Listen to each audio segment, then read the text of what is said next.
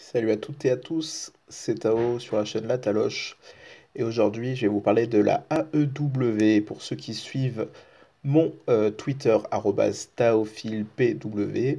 J'ai poussé un petit coup de gueule après l'épisode de cette semaine.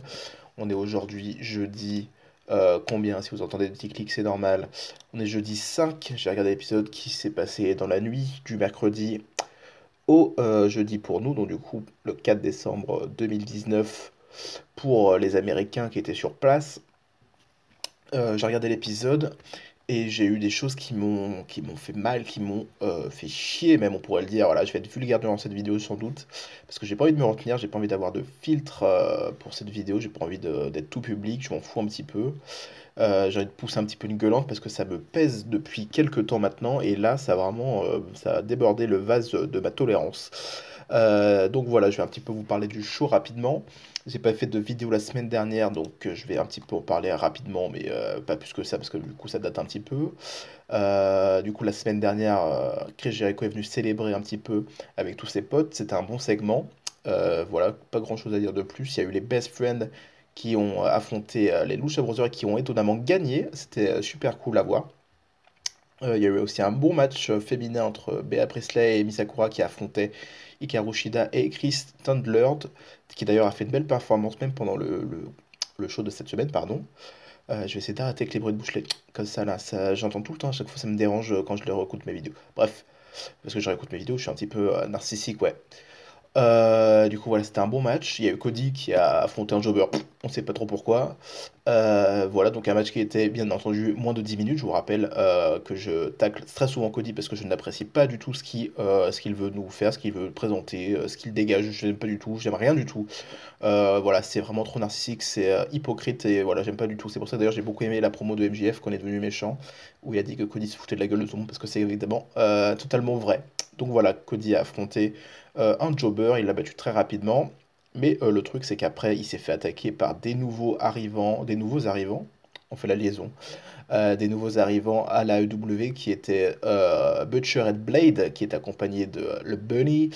Donc du coup, c'était Ali avec son mari, Braxton Shutter, je sais pas s'il s'appelle encore comme ça, corrigez-moi si je me trompe, et un autre gaillard, je ne me rappelle plus du tout le nom, qui était, j'imagine, le Butcher. Et voilà, j'adore son truc, il a fait un monocle, j'adore les monocles, il a une moustache, une belle moustache, j'adore. Voilà, j'adore ce personnage, je sais pas du tout qui il est, j'ai jamais vu ça en indie. Je connais surtout le mari de Ali une fois enfin quand il était à Impact, pardon. Du coup voilà, j'ai hâte de voir un petit peu plus sur ce nouveau trio, cette nouvelle équipe qui arrive à la W. Malheureusement pour moi, elle arrive sur la mauvaise personne parce que voilà enfin ils défoncent Cody après son match. On ne sait pas trop pourquoi. Ça a été justifié dans la semaine suivante, donc du coup dans cette semaine avec une promo backstage où Ali expliquait qu'il en avait marre de voir Cody partout, qu'il vienne ici pour lui couper la tête et du coup voilà défaire le roi, on peut dire ça. Mais voilà, je trouve que c'est un petit peu gros. Ça se rajoute surtout à ce qui s'est passé entre MJF et Cody. J'ai trouvé ça un petit peu too much. Ils auraient pu faire un début sur une autre personne, ça aurait pu être un petit peu plus cool. Je sais pas si c'est vraiment pour créer un programme entre Cody et cette nouvelle équipe, ce nos troupes, on pourrait dire, voilà. Mais en tout cas, j'ai pas l'impression. Mais du coup, c'est pour ça que ça me désole un petit peu. Mais voilà, ça rajoute un petit peu sur le gâteau de merde. Ok, Cody. Ouais, ouais, je vais un petit peu me lâcher, je pense. Dans cette vidéo, vous allez un petit peu voir mon côté sombre. Voilà, on va passer en mode furax, comme dirait Gilles Howell, pour les plus vieux. Du coup, voilà, il y a eu aussi un très bon match entre Kenny Omega et Pac, avec une victoire de Kenny Omega sur un roll-up, c'était super cool. Voilà, on a eu l'annonce de Trent contre Phoenix qui s'est passé du coup cette semaine, qui était un match super cool avec une victoire de Phoenix. Je pense qu'il y a un programme qui se crée entre les Best Friends et les Lucha Brothers. Trent avait affronté Pentagon Junior à AEW Dark, donc du coup, le show secondaire qui se passe sur YouTube. Il avait défait, oui, Pentagon Junior et ça m'avait très très très étonné. Et du coup, la semaine qui a suivi, du coup, ils ont affronté, enfin, les Best Friends, pardon, ont affronté les Lucha Brothers et ont gagné. Donc du coup, c'était vraiment très étonnant de voir autant une mise en avant de Trent. Et là, Du coup, il a affronté Phoenix cette semaine et il a perdu malgré un très très bon match. Et j'y ai cru d'ailleurs qu'il allait remporter encore la victoire. Et du coup, j'allais me dire, putain, il y a vraiment un projet Trent à la EW, ça c'est super cool. Parce que voilà, Trent personnellement, je le suis depuis l'époque de la WWE. Il était en équipe avec un autre catcheur, je ne me rappelle plus de son nom. Et voilà, j'adorais déjà Trent, je le trouvais super cool. Il avait un bon gabarit, un bon physique, un bon style avec ses roues-flaquettes. C'était un petit peu des personnages d'ailleurs assez années 70, mais pas trop assumés, on sait pas trop ce que c'était. Et voilà, c'était la ECW, pardon, ouh là là, je bégayais. C'était la ECW à l'époque où existait encore la WWE, ECW. Voilà, il y a eu aussi un match entre MJF, pardon, qui était accompagné de son garde du corps Wardlow, contre Eggman Page, du coup, qui s'affrontait pour la bague qui coûte de l'argent. Voilà, donc du coup, c'était la finale de la bataille royale de la semaine dernière, de la semaine précédente même, parce que du coup, je parle du show de la semaine dernière là. Voilà, un match qui était plutôt sympathique, victoire logique, on va dire, de MJF qui remporte cette bague et qui va pouvoir se la péter un long moment. Voilà, à noter que DDP est venu donner la bague et il a failli se faire défoncer. Voilà, le main event de ce show là, c'était Chris Jericho contre Scorpio Sky pour le titre de la AEW. C'était un super match qui s'est quand même concrétisé avec une victoire de Chris Jericho. Et tout de suite après la fin du show, enfin du match, pardon, Chris Jericho attaque Chris Jericho, pardon, attaque Scorpio Sky. Et John Moxley fait son entrée dans l'arène depuis le haut, mais voilà, ça s'arrête là sur John Moxley dans les gradins. Voilà, c'était pour le show la semaine dernière. Je fais un petit récap très rapidement pour un petit peu mettre en contexte le show de cette semaine. Donc le show a commencé cette semaine avec Dustin Rhodes qui faisait équipe avec les Young Bucks et qui affrontait le Inner Circle représenté par Sammy Guevara, Ortiz et Santana. Un match qui était très très cool. Dustin Rhodes est vraiment dans une forme olympique, c'est assez impressionnant pour son âge. Je rappelle quand même que c'est un vétéran, un vieux de la vieille, un mec qui devrait même plus être sur un ring, vu son âge, mais il se démerde super bien. Un très très beau d'ailleurs. Mince, je suis désolé, putain, j'oublie tous les noms de prises une fois que je commence à tourner une vidéo. Voilà, le Canadian Destroyer, voilà, un très beau Canadian Destroyer sur Santana. Voilà, donc du coup, c'était assez sympathique. Le match, je vous le conseille, vraiment, c'était un bon match 3 contre 3. On a aussi du coup eu Phoenix contre Trent, dont je vous ai parlé plus tôt avec la victoire de Phoenix, qui était aussi très très cool. J'ai beaucoup aimé ce match. Orange Cassidy qui vole toujours la vedette dès qu'il est à l'écran. Là, il était du coup sur le bord du ring pour encourager son pote. Et du coup, voilà, c'était super cool. On passe ensuite au premier point qui m'a fâché, qui m'a décidé de faire cette vidéo.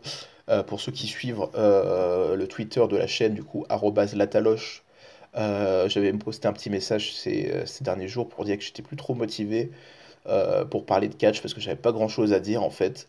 Voilà, j'en consomme un petit peu moins étant donné que je travaille un petit peu plus. Donc du coup voilà, les plannings, la vie de famille, tout ça fait que je ne suis pas forcément enclin à faire des vidéos. Donc voilà, et en fait, quand j'ai vu ce show de la W, ça m'a décidé à pousser une gueulante parce que ça me saoule et j'ai envie d'en parler, de partager des avis, et surtout partager des avis avec des gens qui sont pas forcément d'accord avec moi, ça peut être très intéressant. Voilà, parce que moi j'adore le débat, on le répétera jamais assez. Voilà, donc du coup, c'était Tony Schiavone qui était sur le ring. Il est parti interviewer Cody, bien sûr, hein, Cody qui est son pote. Donc du coup, voilà, Cody, il met en place ce qui s'est passé ces derniers temps. Il remet un petit peu un récap directement. Il parle de l'attaque de Blade et de Butcher au dernier show. Il leur dit, bon, voilà, vous aurez pu juste demander un match, je vous le raccordais, il n'y a pas de souci, nanani, nanana. Il dit aussi qu'il n'y a personne qui est venu pour l'aider parce qu'ils sont tous occupés avec des feuds. Des feuds. Je sais pas comment vous dites, moi j'ai toujours dit feud, donc peut-être que je dis pas du tout bien, mais voilà. N'hésitez pas à me corriger d'ailleurs. Du coup, voilà, sa femme elle est un petit peu chelou avec Awesome Kong là. Nani, nana, bref, voilà. Il dit voilà, Game JF, par contre, mon pote, on va toujours s'affronter, on est toujours en rivalité, n'oublie pas. C'est pas parce que t'as une bague, nani, nana, bref. Voilà, mais bien sûr, Cody, à son habitude, j'ai l'impression que, enfin, toutes les 2 semaines, il est obligé de faire sa promo où il tacle la WWE. Et c'est ça le gros point dont du coup je vais aborder après. C'est que du coup, voilà, il dit MJF, il a imité sa finisher, c'est pas cool. En plus, il sait pas le porter. Et puis, du coup, en plus, sur une autre chaîne, MDR, hein, les gros guillemets, bien sûr, tout le monde sait de quoi il parle. Mais sur une autre chaîne, il y a aussi un mec qui porte pas très bien le Crossroads. Bref, voilà, un petit peu ridicule. J'ai trouvé ça un petit peu ridicule. est toujours très forcé de la part de Cody, ça me saoule. Ce qui me saoule encore plus, c'est les fans de l'AEW. Là, sans doute, je vais me faire insulter par des gens qui adorent la AEW. Et je tiens à signaler d'ailleurs que je suis pas du tout pro ou anti AEW ou pro WWE ou ce que vous voulez. Moi, je suis pro catch, c'est tout, hein. J'adore le catch et je veux regarder du catch surtout. C'est ça ma priorité.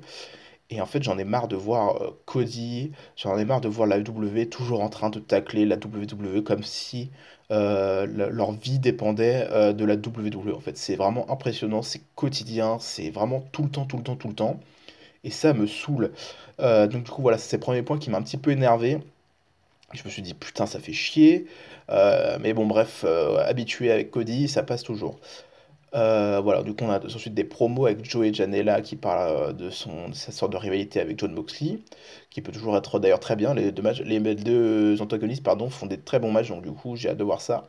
On a ensuite une nouvelle vidéo promo pour le Dark Order qui essaye de prendre des membres, hein, de les corrompre, de faire ce que vous voulez, enfin bref, voilà, de rejoindre Dark Order, voilà, bref. Ensuite, on a un match entre Nyla Rose et Leva Bates, la libraire. Voilà, Leva Bates qui sert à rien du tout depuis qu'elle est à la AEW. Merci à elle, retourne à la NXT. Blue Pants, s'il te plaît. Du coup, Nyla Rose remporte la victoire très facilement, assez rapidement, avec son powerbomb. Ensuite, post-match, elle commence à un petit peu attaquer Leva Bates, pardon. J'allais l'appeler Blue Pants encore, mais bref. Les plus vieux savent de quoi je parle. Voilà, j'adore faire des private jokes qui sont pas du tout des private jokes, mais juste pour me la péter parce que je regarde le catch depuis super longtemps, j'adore me la péter, putain, merci. Voilà, je commence à péter un câble tout seul, bref. Donc du coup voilà, elle attaque Leva Bates et il y a Shana, notre Shana nationale qui vient pour faire le save, qui vient s'en prendre à Nyla Rose, qui vient la défoncer. Malheureusement, vu la différence de gabarit, chose qui ne s'est d'ailleurs pas du tout vue quand Nyla Rose a affronté Rio pour le titre, hein, parce qu'apparemment le gabarit c'est important que quand on veut à la l'AEW. Donc voilà, c'était Nyla Rose qui défonce Shana. Elle commence à prendre une table, elle l'amène, il y a un. J'adore il y a un, ça veut juste tout et rien dire, donc voilà, ça comble le trou. Du coup, voilà, elle veut faire passer Shana à travers la table, mais il y a l'arbitre, Rick Knox, à ne pas confondre avec Mike Knox, qui est un catcheur pour les vieux de la vieille. Voilà. J'adore dire pour les vieux de la vieille, alors que ça date un peu plus de 10 ans maintenant, mais bon, bref. Voilà. Du coup, Rick Knox s'en mêle, et du coup, il se fait passer à travers la table, et puis après, qu'est-ce qu'on fait? Bah, on prend Shana, et on la passe directement à travers la table qui n'est plus, mais directement sur l'arbitre Rick Knox. Voilà. Donc du coup, à ce moment-là, waouh, les gens sont choqués, et surtout une personne au premier rang, du nom de Britt Baker, ou aussi appelée la femme, la petite amie, pardon, de Adam Cole. Voilà, là, ça a été pour moi le taux, vous savez, la goutte d'eau qui fait déborder le vase de la tolérance que j'ai envers la AEW. Et là, ça m'a saoulé, je me suis dit, putain de merde. Pourquoi ils nous refont un truc? On sait très bien que c'est pour se moquer de ce qui s'est passé à NXT TakeOver War Games avec Britt Baker qui était au premier rang, qui était choqué après le spot de Adam Cole. Et là, ils nous le refont juste pour nous le mettre. Même Excalibur qui était au commentaire a dit, oh là là, c'est la petite amie de Adam Cole. Non mais ok, on a compris la référence. Voilà, là, ça m'a saoulé. Je vais rapidement terminer le show en vous donnant mon avis pour ensuite passer à mon topo de coup de gueule, on va dire. Donc voilà, le champion Chris Jericho vient sur le ring avec Jack Hager. Il parle du fait qu'il a écoulé plein de champagne de Burberry. Très marrant. Chris Jericho qui est incroyable. Après, il cite le nombre de noms en sortant une liste d'ailleurs. C'est la petite référence d'ailleurs à la WWE parce que voilà. Là, c'était une référence qui pour le coup m'a pas trop choqué. Parce que ça faisait partie du personnage de Chris Jericho, donc pourquoi pas. Mais voilà, du coup, il parle de ça, et puis ensuite, après, il dit des noms de personnes qu'il veut pas affronter. Donc, du coup, il passe par, par des noms incroyables. Il parle de AJ Styles d'ailleurs, assez marrant pour le coup. Il parle de Kenny dans South Park, il parle de John Moxley, il dit d'ailleurs plusieurs fois Moxley, il va pas vraiment affronter John Moxley, bref, voilà. Et puis après, il y a Jurassic Express, donc du coup, Luchasaurus, Jungle Boy et Marco Stunt qui viennent sur le ring pour un peu le confronter. Et là, Chris Jericho il dit, bah ouais, je veux pas affronter Luchasaurus, mais je vais pas affronter Marco Stunt non plus. Luchasaurus, d'ailleurs, il est sorti une punchline assez marrante. Il dit, ouais, on en a marre d'être stigmatisé depuis 60 millions d'années. Ça fait très très rire parce que du coup, il a un personnage de dinosaure. pour ceux qui n'auraient pas suivi le délire. Donc du coup, voilà, c'était assez marrant. Mais en fait, du coup, il y a une personne parmi eux qui va affronter comme challenger, c'est Jungle Boy. Donc du coup, voilà, Jungle Boy sera le prochain adversaire de Chris Jericho pour le show de 18 décembre. Et j'ai hâte de voir ce match-là. C'est le gros point positif pour moi que j'ai du show. C'est Chris Jericho qui, encore une fois, met en avant un jeune talent en l'affrontant. Enfin, après, vous me dites peut-être que Scorpio Sky est pas jeune, mais en tout cas, dans le fait d'être dans le main event, il est très jeune. Donc, du coup, voilà, Jungle Boy qui va être le nouveau challenger pour le titre de champion du monde de la W. C'est super cool. Ça tourne autour du titre de la AW, ça tourne vraiment au niveau de challenger, c'est super cool. Et j'aime vraiment ce traitement qu'ils ont avec Chris Jericho, qui est un champion arrogant et qui parle beaucoup. Et le fait d'avoir des nouveaux challengers assez régulièrement qui en même temps sont mis en avant, mais en même temps mettent aussi en avant le règne de Chris Jericho, et ça c'est cool. Voilà, on a ensuite un match féminin entre Chris Standler, je sais pas comment on prononce, du coup, qui est la nouvelle arrivante dans la division féminine de la W, qui affronte Hikaru Shida et qui gagne d'ailleurs son premier match solo, il me semble, ou l'un de ses premiers matchs solo. En tout cas, elle gagne une grosse victoire sur Hikaru Shida, qui est quand même quelque chose bien mis en avant à la W. Donc voilà, c'est vraiment super cool. J'avoue que j'avais beaucoup aimé son match par équipe la semaine dernière à Chris Standler, je sais pas comment vous dites, bref, à Chris. Donc voilà, elle m'a vraiment étonné, elle a un bon gabarit, elle se déplace super bien, elle a un personnage aussi qui est certes un petit peu kitsch, mais qui passe toujours bien. Et surtout, voilà, c'est très correct, elle sait bien se placer, elle donne bien les coups, elle vend bien aussi. C'est vraiment quelque chose d'assez complète et qui fait pas du tout tâche. Donc du coup, voilà, qu'elle gagne ce match, ça m'a fait vraiment plaisir. Ça la remet en avant encore. Et j'ai hâte de voir ce qui va se passer ensuite. Après ce match, directement après ce match, il y a Brandy Rhodes, bien sûr, parce qu'il faut se la taper apparemment à tous les shows, qui arrive avec Awesome Kong, et elles disent, ouais, fais gaffe à toi, Chris Stantler, là, rejoins-nous plutôt que faire je sais pas quoi, enfin bref, voilà. Et du coup, qu'est-ce qui se passe? Il se passe pas grand-chose. Chris se barre, et en fait, il y a une meuf au premier rang qui dit ouais, moi je veux vous rejoindre, nan, nan, nan. Donc du coup dans un segment qui était beaucoup trop long, Brandy Rhodes et Awesome Kong lui coupent les cheveux. Voilà, donc la Strategy Society de Brandy Rhodes commence à se mettre en place. J'ai trouvé ça très kitsch encore une fois. Je sais pas du tout si c'est elle qui a booké cette chose, mais ça se sent que c'est vraiment amateur. Ça m'a rappelé les débuts de Santino Marella ou des choses comme ça.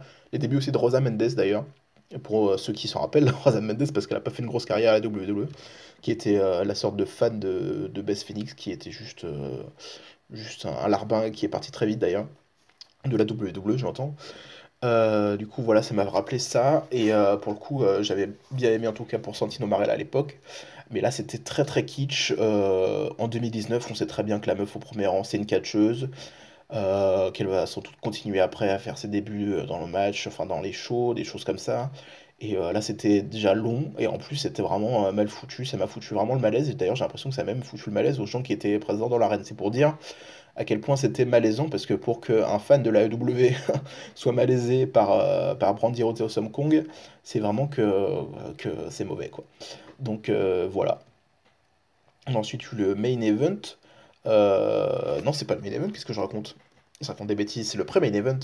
C'est Pentago Junior contre Christopher Daniels, donc du coup, un match qui est sans doute une revanche de ce qui s'est passé il y a plusieurs semaines maintenant, hein, au début du tournoi par équipe, avec Pentagon Junior qui a défoncé j'allais dire, qui a détruit Christopher Daniels en lui faisant son package pallet driver directement sur la rampe d'entrée, qui l'a blessé, en tout cas dans l'histoire.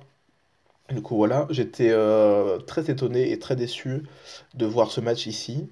Je pensais vraiment qu'ils allaient faire un réel programme, surtout quand Christopher Daniels a fait son retour il y a quelques semaines maintenant, qui était d'ailleurs très cool. J'ai vraiment pensé que ça allait être une rivalité qu'ils allaient mettre en place un peu plus longtemps, un peu plus longuement, qu'ils allaient vraiment faire un bon affrontement. Mais apparemment pas du tout. Donc du coup voilà, c'est une victoire de Pentagon Junior qui du coup récupère une victoire après sa défaite contre Trent la semaine dernière ou il y a 2 semaines maintenant, je sais plus. Du coup voilà, Christopher Daniels qui perd. Après bon, Pentagon Junior pardon a triché, a foutu un bon coup de pied dans les couilles de Daniels, et voilà. Donc du coup, c'était un match plutôt sympathique, mais très étonné et un peu déçu. Je vais pas dire très déçu parce que je m'attends vraiment à pas grand-chose de ce genre de programme entre Christopher Daniels et Pentagon Junior, mais je suis quand même un peu déçu. Du coup, voilà, on a eu la promo ensuite de Ali et Butcher et Blade aussi, du coup, qui parlait du fait de couper la tête de Cody, tout ça, j'en ai déjà parlé avant. C'était très sympathique, j'aime beaucoup les personnages, j'ai hâte de voir ce qu'ils vont faire. Heureusement d'ailleurs qu'ils ont fait un nouveau truc avec Ali parce que putain de merde. Voilà, qu'est-ce qu'ils avaient fait avant, c'était dégueulasse. Enfin bref. Voilà. On a ensuite eu du coup le main event entre John Moxley et Joey Janela qui était un match super sympa. Victoire de John Moxley assez logique. Mais du coup un match qui était vraiment super sympa. Joey Janela remonte dans mon estime de semaine en semaine. Et voilà, il était un petit peu en mode serious business cette semaine. Et voilà, c'était assez sympathique. Voilà, j'en ai eu assez de ce show. J'ai un petit peu poussé du coup ma gueulante rapidement en vous expliquant ce qui se passe un petit peu dans ma tête de fan de catch, si ça peut vous intéresser en tout cas.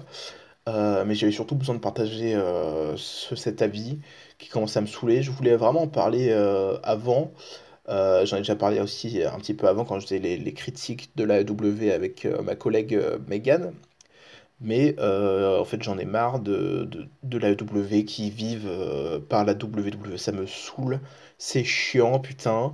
Cody, il me saoule. Franchement, une semaine sur deux, il est obligé de faire une référence à la WWE. C'est vraiment, mais c'est vraiment horrible, quoi. Putain, en fait, le truc qui me saoule encore plus, et d'ailleurs, je vais parler aussi d'un autre cas qui est pour le coup un peu plus personnel.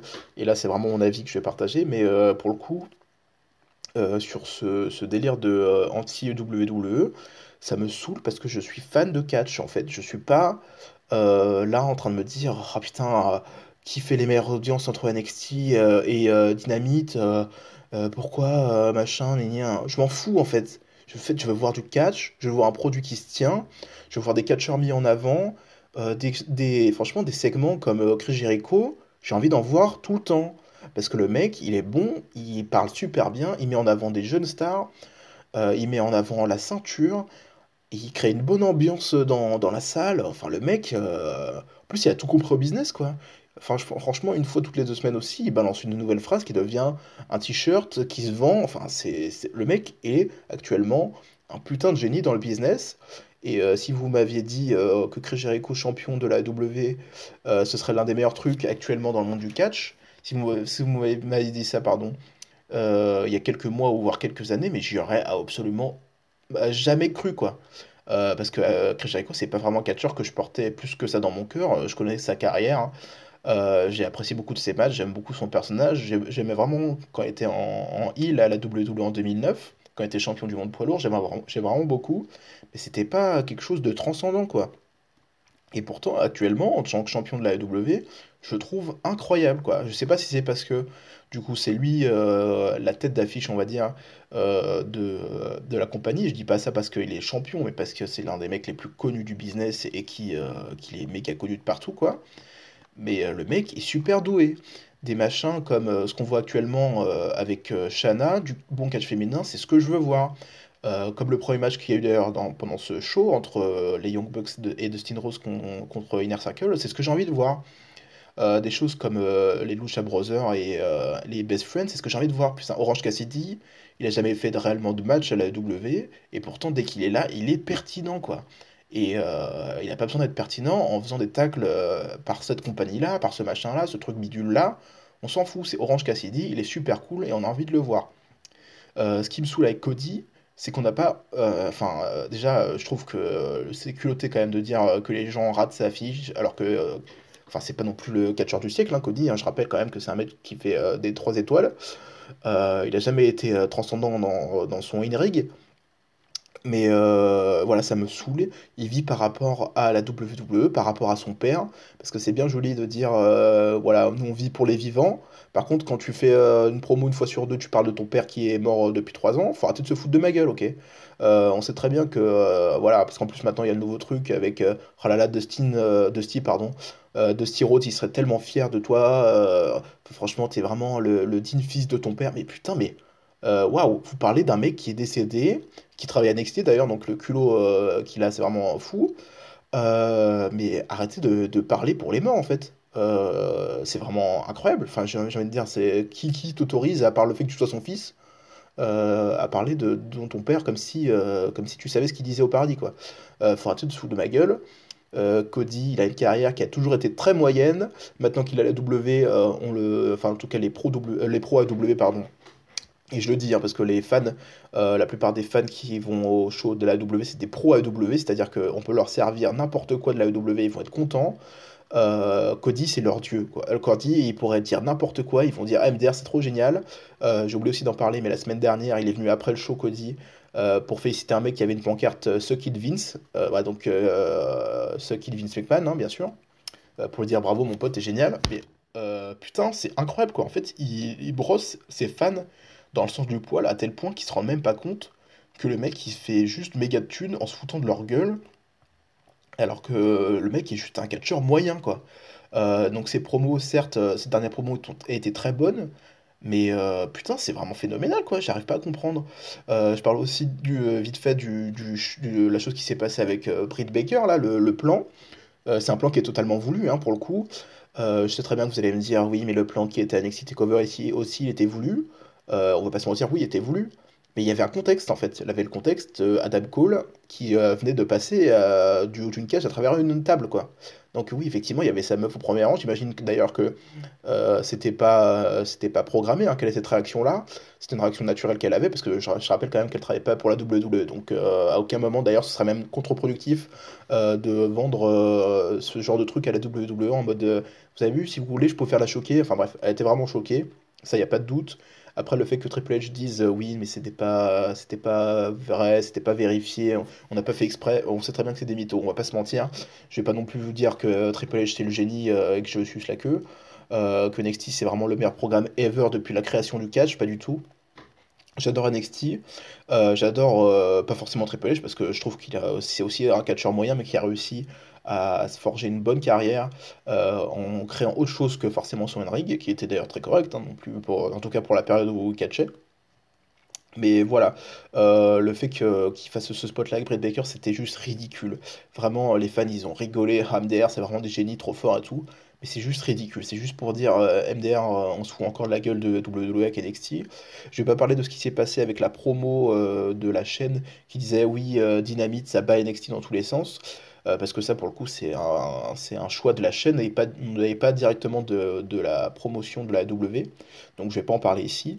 Mais voilà, ça me saoule ce pro AEW qui en fait est juste un anti-AEW. Je vais la refaire, excusez-moi. Ça me saoule ce pro AEW qui en fait est juste un anti-WWE non assumé. Voilà.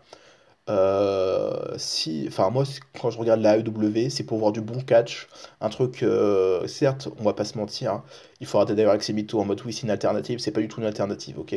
Ils foutent un programme qui est pratiquement le même que ce qu'on suit à la WWE, c'est juste que eux ils ont un programme de 2 heures quotidien, fixe, pas plus, donc du coup ils mettent tout ce qu'ils peuvent et tout ce qu'ils considèrent comme le mieux dans ce programme-là. Si à la WWE on avait un SmackDown ou un Raw uniquement par semaine qui durait 2 heures, croyez-moi que le produit serait aussi incroyable. C'est juste que là, ça s'étale sur 24 heures de programme par semaine, donc forcément, vraiment, on peut pas tout mettre des trucs qui sont fous, quoi. Donc voilà. Je rappelle toujours que je suis pas un pro WWE, pas du tout. Je suis juste un pro catch et voilà, ça me casse les couilles de regarder un programme qui veut juste en insulter un autre. Voilà, j'ai envie de voir du bon catch, j'ai envie de voir du Kenny Omega. D'ailleurs, je vais revenir sur ça rapidement pour clôturer la vidéo. Mais j'ai envie de voir du Kenny Omega qui fait des bons matchs contre des jeunes. J'ai envie de voir des Chris Jericho qui mettent en avant des talents. J'ai envie de voir une bonne division féminine comme elle est en train de se développer de plus en plus là à la AEW. J'ai envie de voir du bon match par équipe avec les Young Bucks, les Lucha Brothers, les Best Friends. J'ai envie de voir Orange Cassidy, j'ai envie de le voir tout le temps.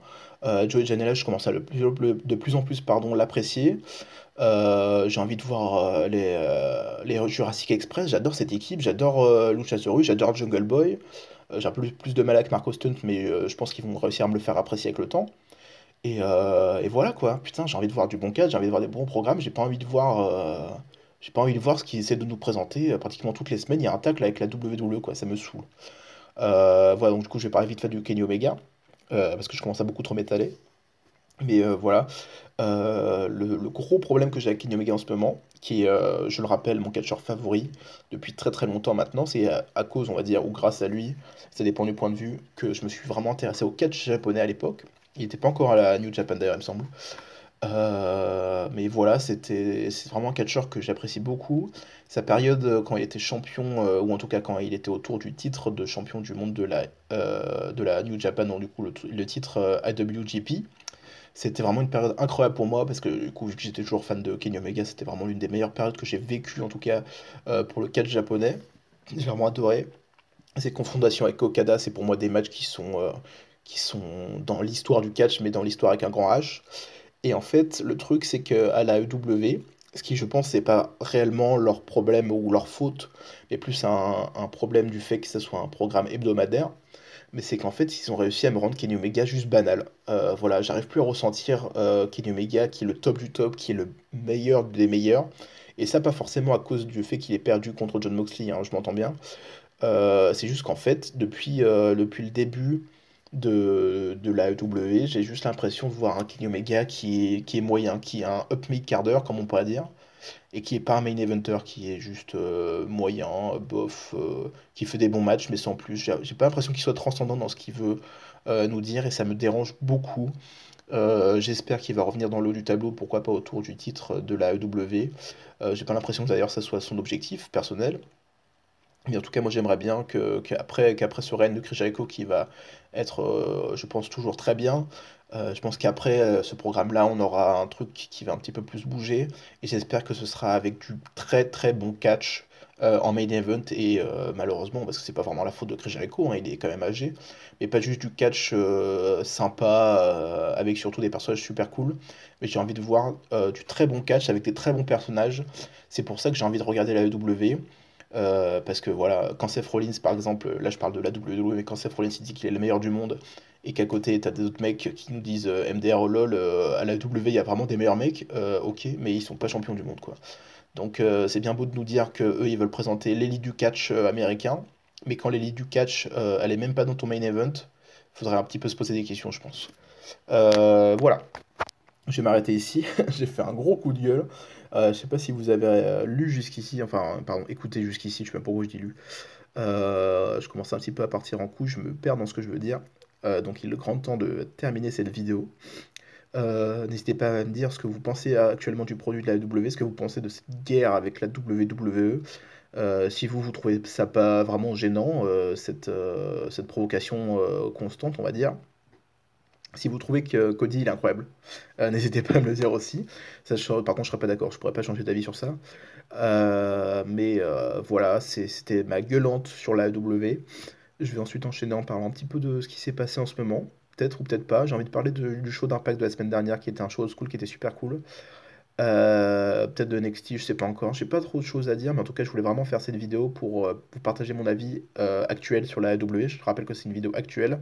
Je la tourne le jeudi 5 décembre, début de la grève en France, bravo. Continuez. Continuez à faire la grève autant que vous voulez, il n'y a pas de souci. C'est même normal d'ailleurs, vu les circonstances. Ouais, je suis un bobo gauchiste, il n'y a pas de souci. Donc voilà. Peut-être que mon avis va changer avec les semaines. Peut-être que je vais penser autrement, mais en tout cas pour l'instant c'est mon avis.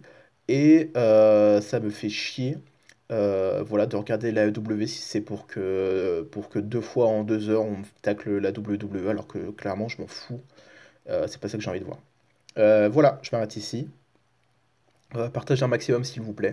Voilà, c'est vraiment, j'ai besoin de votre soutien actuel pour me motiver à faire des vidéos. À part si vous voulez pas du tout que je fasse de vidéos, dans ce cas, ne me soutenez pas.